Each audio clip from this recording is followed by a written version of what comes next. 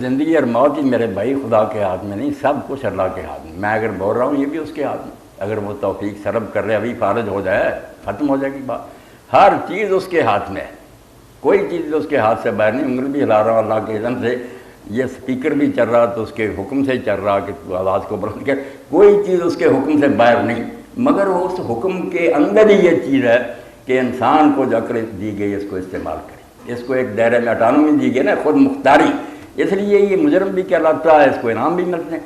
یہ ایسا نہیں کہ جیسے دوسری چیزیں تقدیر کے پابند جمادات و نباتات، مومن فقط احکام الہی کا ہے پابند۔ ہمارے یہ تقدیر نے یہ نکالا گوشہ کہ باقی مخلوق جو اس کو جکڑ کر چلا دیا، ان کا کوئی حساب کتاب نہیں ہوگا، وہ اپنی مرضی سے کر ہی نہیں۔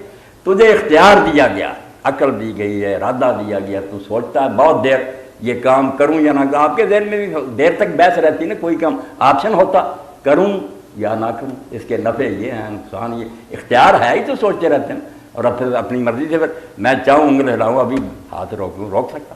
اس لیے انسان کو جو عقل اور ارادہ ملا یہ اس تقدیر، اس اللہ کے حکم کا یہ کہتا کہ باقی مخلوق کے لیے حکم جبری ہے، ہمارے لیے حکم جو ہے نا وہ تشریع ہے کہ یہ کرو، اچھا ہوگا، نہ کرو گے جس طرح جی چاہے تم کر سکتے ہیں، مگر یہ طریقہ غلط ہے، یہ صحیح ہے ہمارے اختیار میں جی۔ اس لیے یہ جو نا کہ انسان خودکشی کرتا، غلط کرتا، کوئی اس کو جکڑ کر کے آتا، وہ آپ یہ غلط بات کرتا ہے، اس لیے سزا کا مستحق۔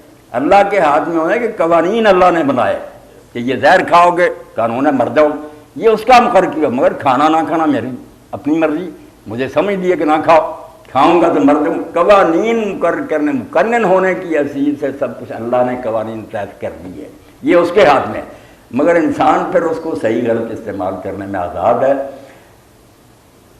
تقدیر شکن قوت باقی ہے ابھی اس میں، نادان جسے کہتے ہیں تقدیر کا زندان، بیوقوف کہتے ہیں کہ یہ تقدیر کا جھگڑا ہوا، وہ باقی مخلوق ہیں، سورج چاند ستارے، انسان میں اب بھی طاقت موجود ہے کہ وہ تقدیر کو بدل سکتا ہے۔ یہی بدلنا کہ اگر حضرت عمر آپ کو قتل کرنے کے لیے جا رہی، تقدیر کیا تھی؟ ڈیسٹینیشن جہنمی تھی، توبہ کر رہی راستے سے باز آ گئے، تقدیر بدل گئی، انہوں نے اپنی خود ہی بدل لی کہ توبہ کر کے وہ پھر جنتی ہو گئے۔ اس لیے انسان جو ہے اس کو اللہ تعالیٰ نے یہ سمجھ عقل دی ہے کہ یہ کام کرو یہ نہ کرو، باقی پھر جو نا رزلٹ وہ قانون خداوندی جو ہے اس میں دخل نہیں نکلے گا۔ آپ نے زہر کھائی ہے مریں گے، آپ نے دوائی کھا لی ہے شفا ہوگی، قوانین مقرر کرنے میں دخل نہیں، ان کا استعمال جو ہے اس میں ہمیں آزادی دی ہے کہ یہ کر سکتے ہو۔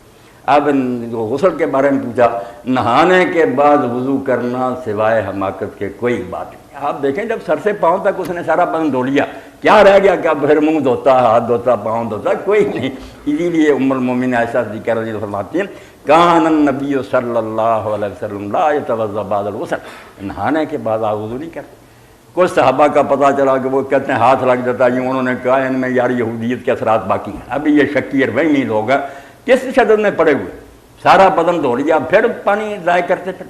تو آپ کو کوئی پرواہ نہیں کرنی چاہیے، جب نہائیں پہلے ٹھیک ہے جہاں غلاظت لگی ہو صاف کر لیں، استنجا کریں، ہاتھ دھو کر منہ میں پانی ڈالیں، ناک میں، سر سے پاؤں تک